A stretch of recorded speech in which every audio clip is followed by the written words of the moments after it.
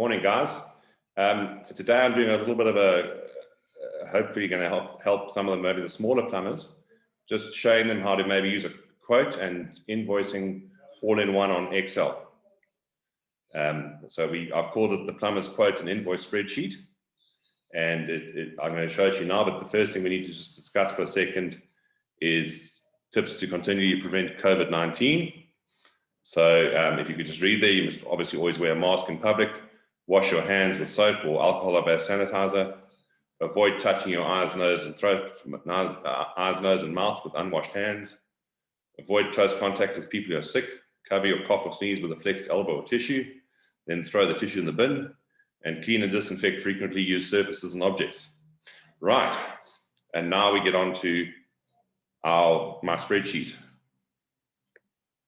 So when I was plumbing, one of my builders said to me that he wants to know where he is all the time on the job from an amount outstanding and exactly what he's paying for. So I developed the spreadsheet and I used it with his guidance. We used it quite a lot. And I think that if you're a smaller plumber, this might be very useful for you. And let me just go through a little bit about how we do it. So what we do is obviously we would write in all our company's details, contact details, emails, attention client or attention Mrs. Jones, whoever it is. And we would put the job description, install plumbing in main bathroom or redo house or build center, whatever it is.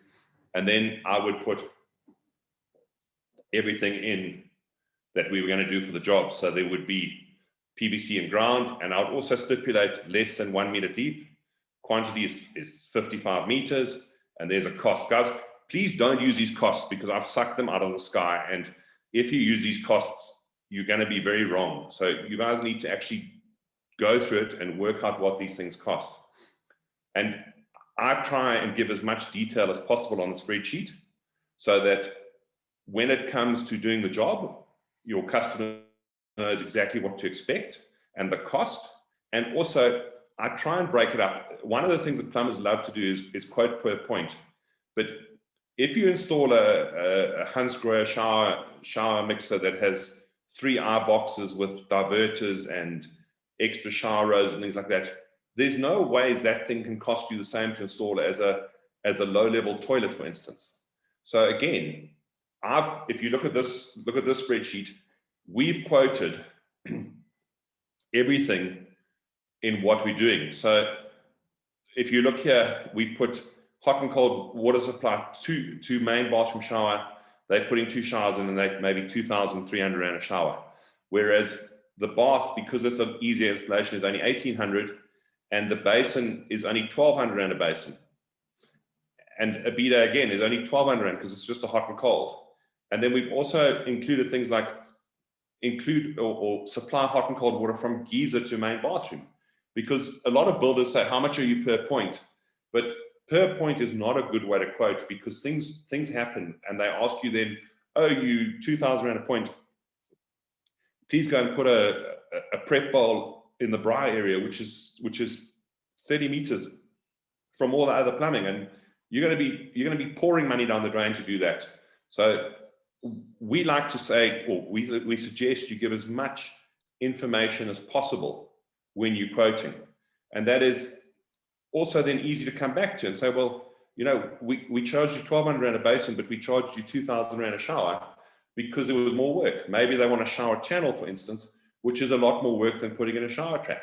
And those are things that, as a plumber, you must look at and make sure that you are allowing enough time and materials to install those things, because there's a vast difference in what you're supplying and what you're installing, or what the customer's supplying and what you're installing on certain parts of the job. Maybe it's upstairs, maybe you've got to call through a floor. And if you're going to call through a floor, I would have then written to call 150 mil or 50 mil waste pipe, and I would give them a price per core hole, so that when you come to invoice, we get them to be paying for everything and making sure we get paid correctly. This way also, if we don't do something, the price is still there. They can see how much it would have cost if you wanted to do it. And you'll see now when we move on to the next things, how this all ties together to make it very easy for you to invoice, to check that you're not missing anything on site, and to check your customer always is aware of where they are on the project. So obviously this would be your quote with your date and everything. And then we also have a lot of notes. And guys, again, the more notes you have, the less hassle there is in time with people saying, oh, but you didn't tell me this. And a couple of things that I would seriously suggest you put in your notes are things like hand pickable soil, less than 1 meter deep. Often plumbers get caught out when they suddenly now got a drain into rock that they didn't know was there. Or they've got to go to 3 meters deep, and that requires shoring and proper trenching because they didn't realize, or because nobody could tell on site that there was a connection that was too deep or something to that effect. Also, other things just to cover yourself and to help yourself, things like give us some notice to install pipes before concrete is poured. A lot of people, a lot of builders push you, and they finish the deck at 3 o'clock on Thursday, and they say, we're pouring the concrete tomorrow at 8 o'clock. If you put it in here, yes, you can be flexible, but you've at least told the guy, I need time to install my pipes. Make an allowance for me to install my pipes. Let's do that. And yeah, I mean, there are a whole lot of things. So you'll be able to see that we've written a couple of things there. Obviously, one of the big ones is all work to be correct to the relevant SAN standard. But you can see as you go through here, there are a couple of notes. I'm sure other plumbers will add more notes.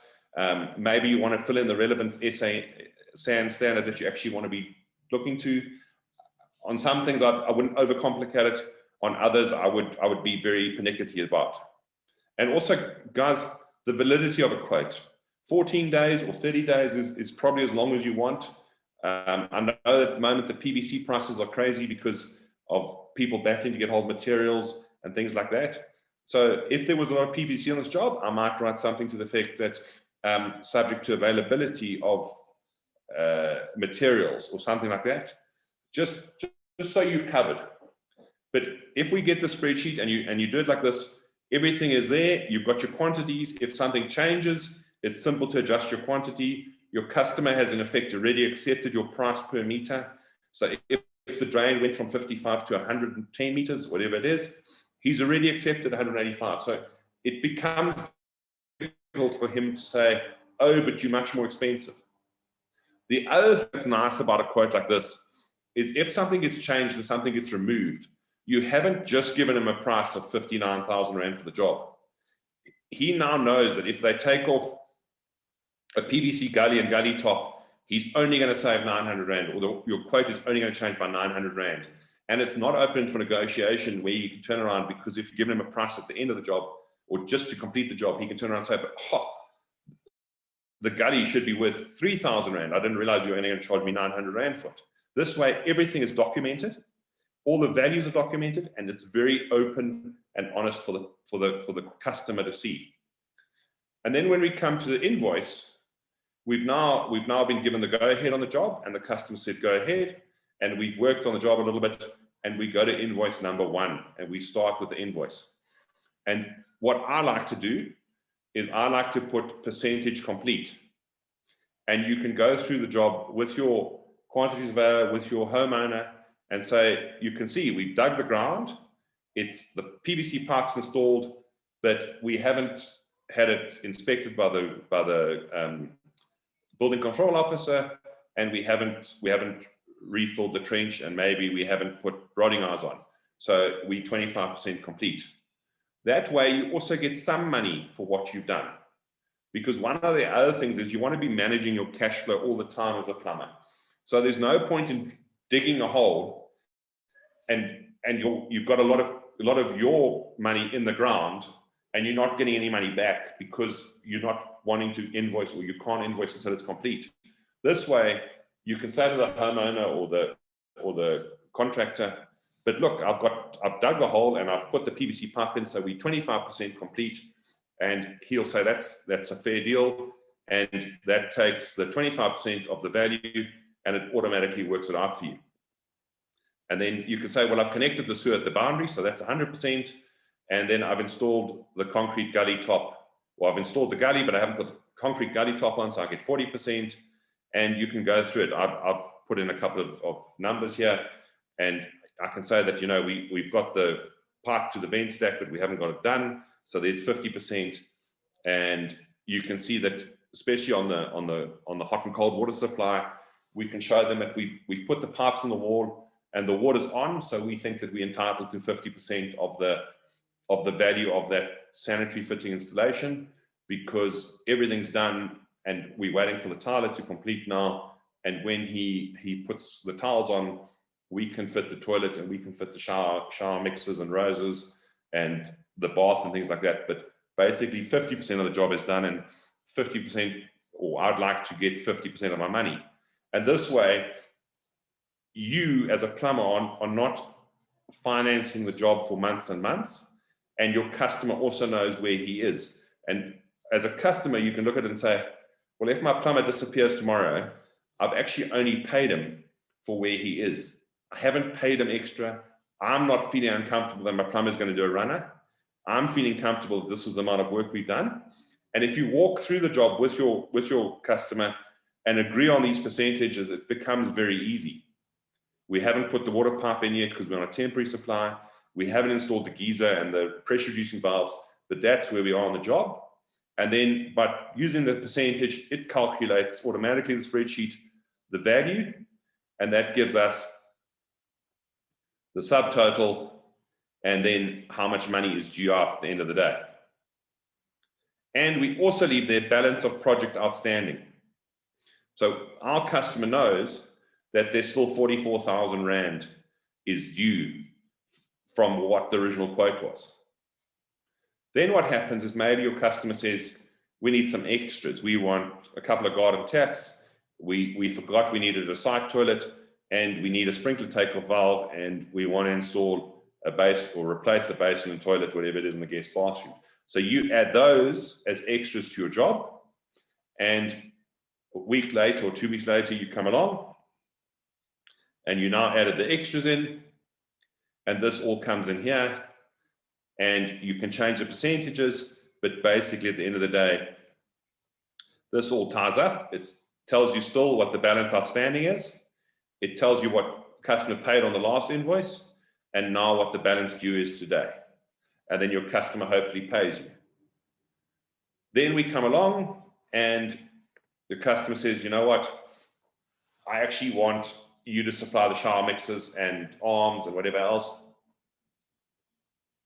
and the toilet. And again, I've just used a couple of examples, and those are the prices you can offer the customer. And again, please don't use these prices, guys, because if you're buying basin mixers for these prices and shower arms and roses for these prices, you're probably not getting them from a reputable supplier, because these are made up prices. But as you can see now, we've got all the things that the customers asked you to supply. We've put the quantity and cost in, and when we get to invoice 3, they get added in, and because we've supplied them from start, they're 100%. And boom, that gets added in, and it all comes in, and there's the balance again. Balance of project outstanding is 39,000 bucks. That's the balance that's due today, and that's the total paid from invoice 1, invoice 2, and that gives you total value of job.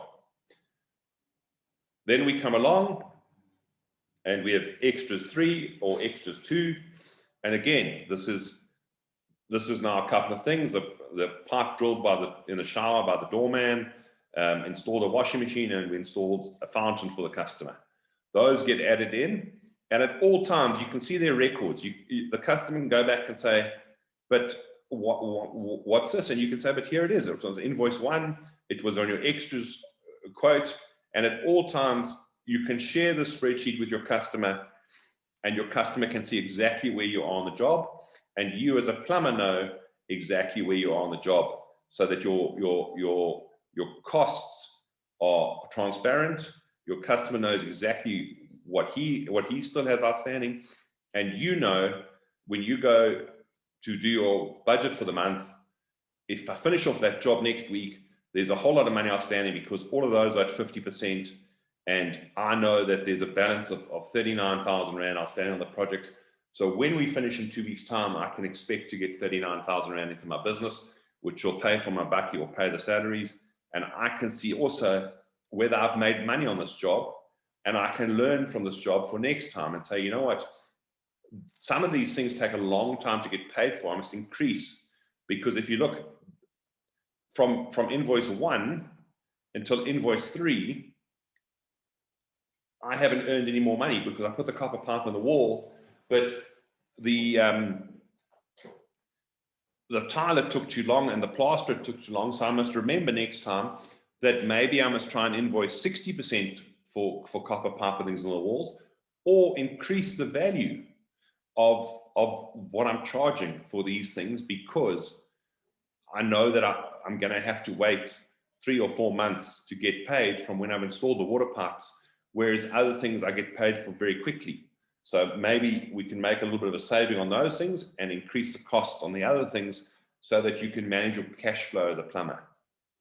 Managing cash flow as a plumber is a very challenging job to get it right all the time. And we would like to help you by using something like the spreadsheet, that all the time you know where you are with cash flow, you know what budgets you can have for the end of the month, and where you are on the job.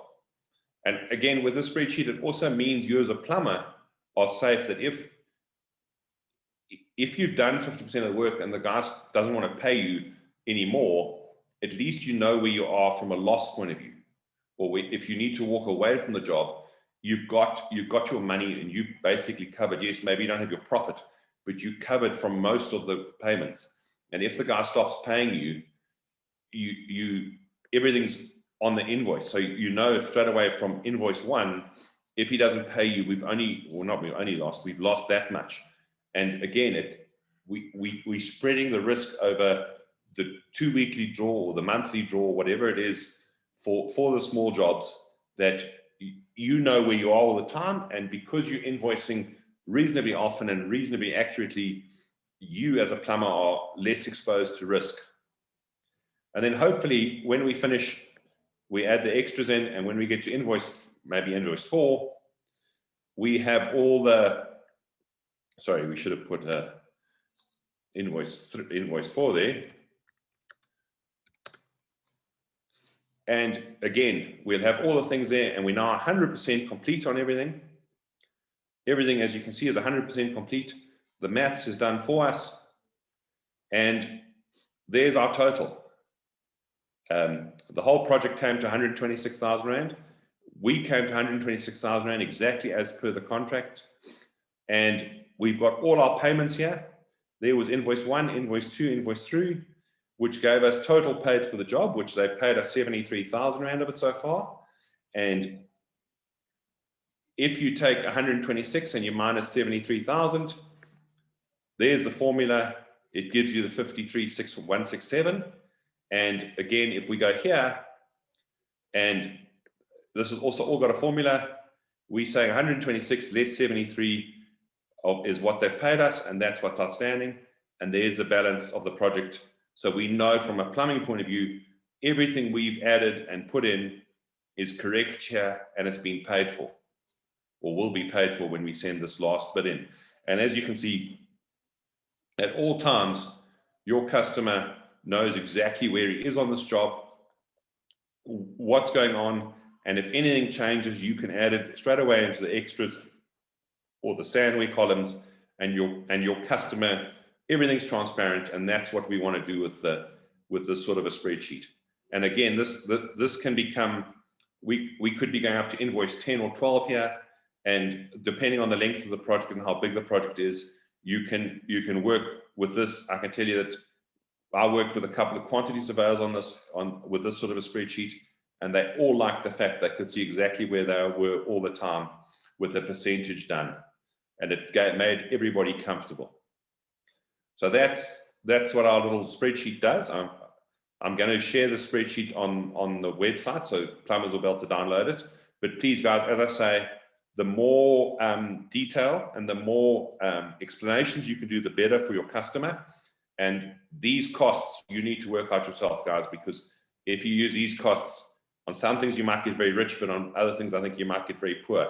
So please, guys, just don't use these costs. They were for explanation only, but hopefully this is going to make it a little bit easier for when you're doing a couple of jobs, that you can have everything available and visible for your customer.